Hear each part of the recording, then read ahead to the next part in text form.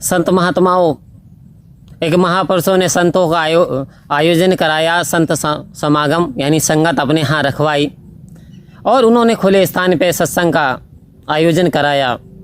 काफ़ी धूमधाम से सत्संग चल रही थी, भजन भी हो रहे हैं, प्रवचन भी हो रहे हैं, परमात्मा का एहसास हो रहा है, आनंद का वातावरण बना हुआ है। सभी संत महात्मा भाव विभोर होकर के प्रवचनों को श्रवण कर रहे हैं।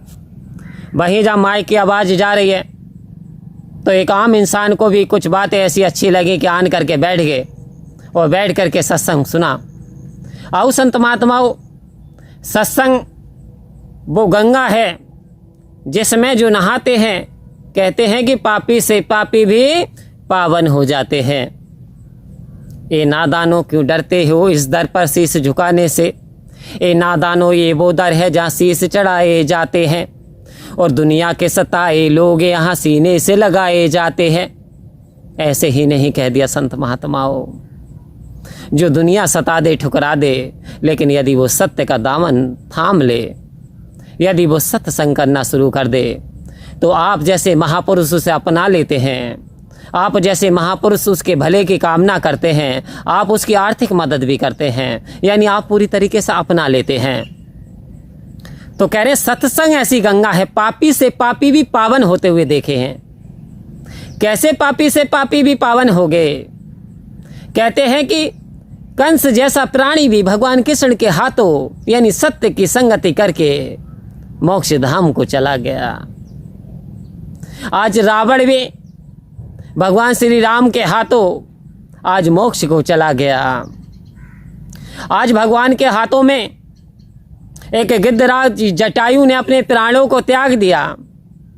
जब त्रेता युग में रावण मां सीता को हरण करके लेके जा रहा था तो गिद्धराज जटायु ने वो साहस किया कि रावण को घायल कर दिया और मां सीता को बचाने का प्रयास किया, अपना किरदार निभाया। आज इंसान तमाशा देखने में कदर नहीं करता, तमाशा देखता रहता है। यानी किसी पे जुल्म होता है तो वहाँ जुल्म पे आवाज़ नहीं उठाता। संत महात्माओं, होता रहने दो, हमें क्या मतलब है।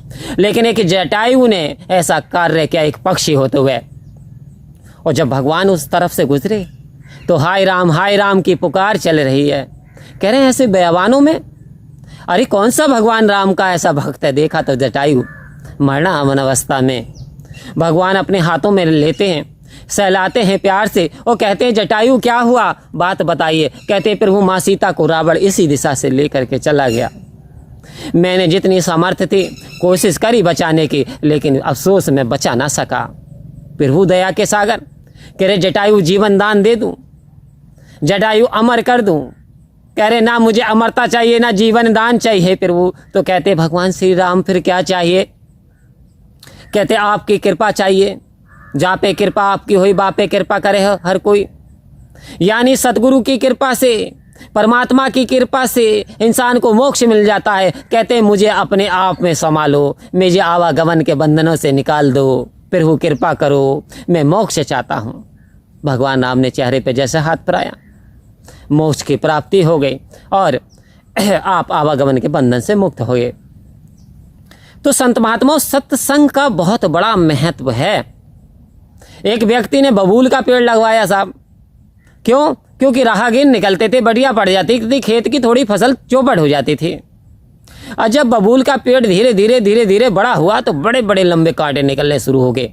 राहगीर अब निकल लेते, जैसे ही कांटा चुआ, ओह आह, कहा अरे भाई यहाँ तो कांटे लगते। धीरे धीरे लोगों ने बंद कर दिया निकलना, क्योंकि दर्द बहुत दे रहा।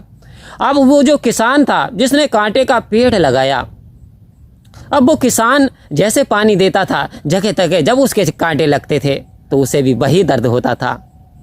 क्योंकि कांटे बोए बबूल के तो आम कहाँ से खाए, और करनी करे तो क्यों करे और क्यों करके पछताए। आओ संत महात्माओं, कांटे बबूल के बोए हैं तो खुशहाल नहीं रह सकते। यदि आम का वृक्ष लगाया होता तो दूसरे भी फल खाते, आप भी फल खाते। अर्थात दास का कहने का तात्पर्य, सत्य का धारण करोगे, एक दिन में आपको रिजल्ट नहीं मिल सकता। क्योंकि वृक्ष को पेड़ बनने में, एक पौधे को पेड़ बनने में समय लगता है, और वो जब पेड़ बन जाता है तो छाया देता है, मीठा फल देता है, सुकून देता है। तो लेकिन हमें ये वृक्ष आम का है क्या? तुम्हारे शुभ कर्म है, तुम्हारे अच्छे कर्म हैं। अगर आप मानवता पे चले हो ना, आपने कभी किसी दूसरे का भला किया तो जाओ आपका भी भला होता चला जाएगा। याद रखो संत महात्माओं, सतगुरु एक बात सिखाएं, किसी की आंख में आंसू हमारा देने का काम नहीं, किसी पे छींटा कसी हमें नहीं करनी। हमें करना क्या है? किसी गिरते को उठाए तो कोई बात बने, अरे किसी रोते को हंसाए तो कोई बात बने। यूँ तो खुशियों में हो जाता है हर कोई शामिल, यूँ तो खुशियों में हो जाता है हर कोई शामिल, अरे किसी के दुख में शामिल हो तो कोई बात बने। ये बात आज मेरा मुर्शद सिखा रहा है।